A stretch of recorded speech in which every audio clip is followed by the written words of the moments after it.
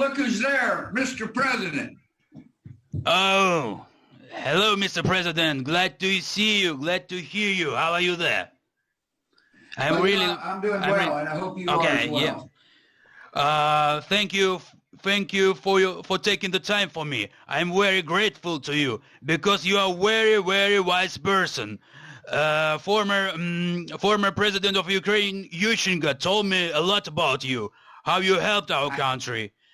Yeah, you didn't want to take Russia into NATO, did you?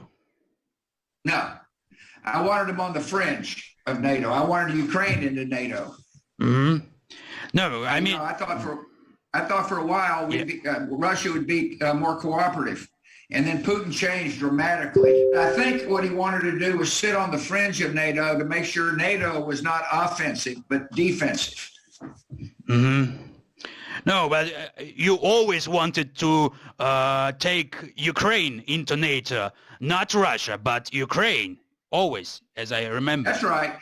See, I felt Ukraine needed to be in the EU and in NATO. No, you know that the narrative, then in the early 90s, Secretary of State Baker promised Gorbachev not to expand NATO. But this would be completely wrong, especially with the threats that Russia poses now. Yeah, that's right. That's right. Listen, times change.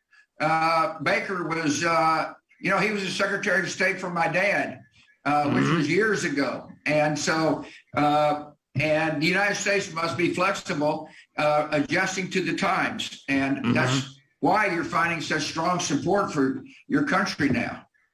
No, I mean, it doesn't matter what Baker really promised Gorbachev in past. We have to see what is going on now. That's right.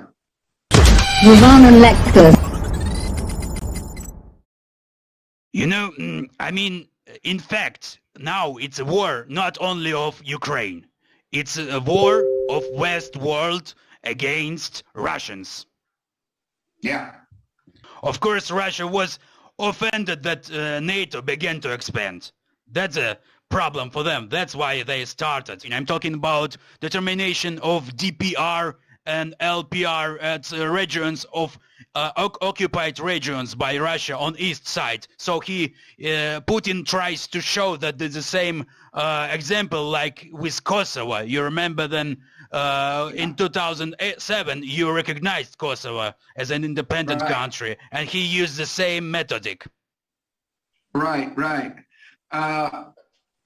Yeah, I don't know. I mean, I think if you prevail, or when you prevail, a lot of these other issues go off the table. Your mission is to destroy as many Russian troops as you can. And the question is, will you continue to receive the help you need? And I certainly hope so. And it's very important for the United States to continue in the lead of providing you the support you need. It seems to me you've got good communications with the administration. You know, your Secretary of Defense and people like that are continually informing our military of what's needed. And our military is very supportive of what you're doing, President. Oh, you support us with javelins and many other missiles, so it's great. But last time the US has sent us Angelina Jolie. It's a kind of joke. Yeah. You know, Mr. President, I think that I don't know how to turn Russians against Putin. I know that you have many NGOs.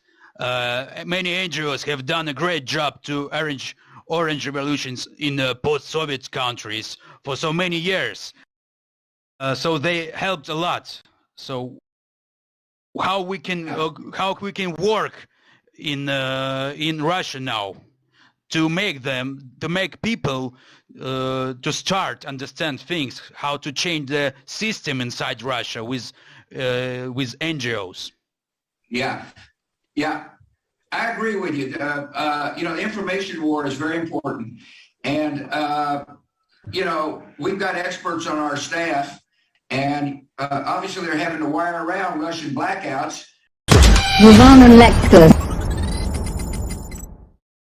The story with Colin Powell's test tube at the UN, he uses it like a propaganda now. Or it was big plan to bring the democracy to Iraq. Yeah. Well, I don't know. I mean, you're living in the past too much, brother. Because I love history. Because I love to get good advice, not to make mistakes in present.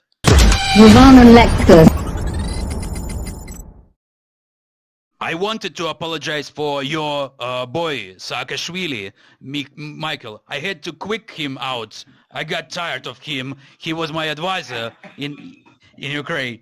He was constantly using drugs in our administration and wanted a lot of money. Yeah, I know. Look, he's a rambunctious boy at heart. Yeah, I agree. I mean, we had a problem with him in Georgia. And Putin laid a trap, and he fell into it. And he kind of panicked during that period of time. You should have asked me whether or not he should have been inside your government. I would have given you advice. But I hadn't talked to Saakashvili since 2008. But he also failed joining to NATO. That is his big fault. Yeah. Well, if Saakashvili was true to his roots, he'd still be in Georgia, not running around Ukraine and other places. I mean, that frustrated me. He got elected. He did a good job for a while. There was pushback to his administration, and I would thought he would have stayed and fought for Georgian democracy. But instead, he immediately goes to Ukraine. Bad boy.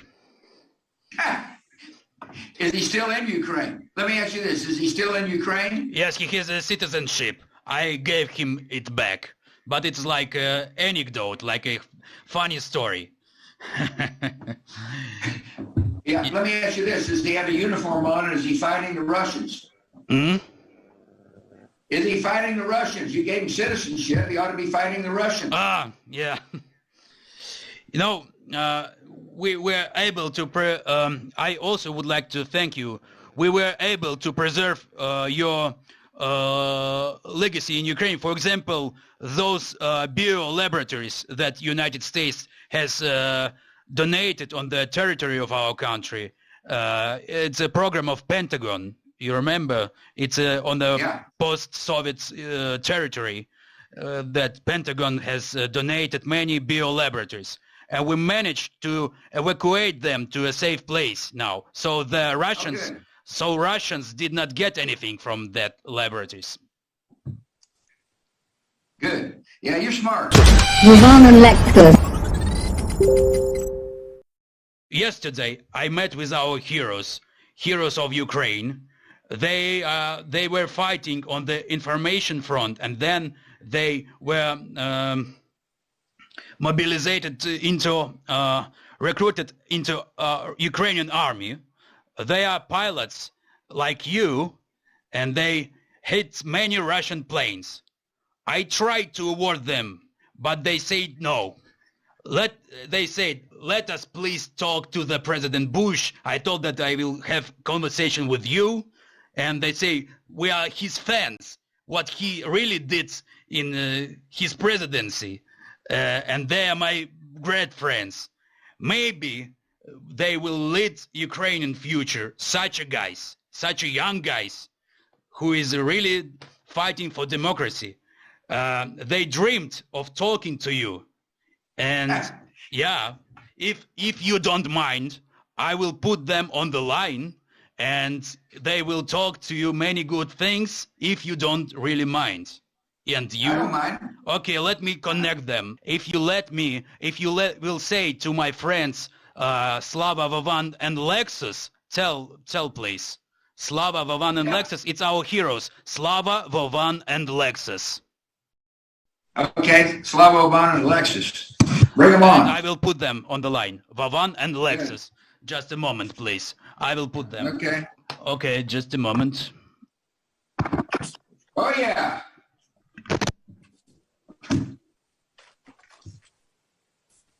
Hello, Mr. President. Hi, dudes. How we doing? We are fighting for our independence. Well, I'm very proud of you. We are also pilots like you. There you go. There you go. Yeah. Like you, even. Where is the truth? Where is the power? Yeah. In the money? Yeah. No. That's right. So the brother is saying that it's not in the money. Я считаю, что сила в правде. Кого правда, тот и сильнее. Вот ты обманул кого-то, денег нажил. И что, ты стал сильнее? Do you think I can understand you? Because I can't. No. Just feel like with your heart. Feel the Okay, I force. feel it. I feel the passion. I feel the Потому что passion. правды за тобой нет. But not only that, I see the passion on TV every day. I see the passion. Just feel what we are trying to express. No, I can feel it, but more importantly, I see it when you resist Russia. Yeah, And you fight the Russians. And here's my suggestion. Keep fighting. I will fight. We will fight. Anyway. Don't let up. Well, the truth's with you. Truth with us. Yes, it is you. And Zelensky.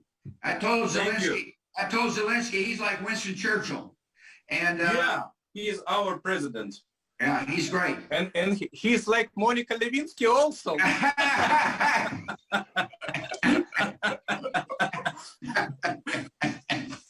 All right, boys. Great talking to you. God bless you. We will put you on President Zelensky again, okay? Okay. Yeah, thank you.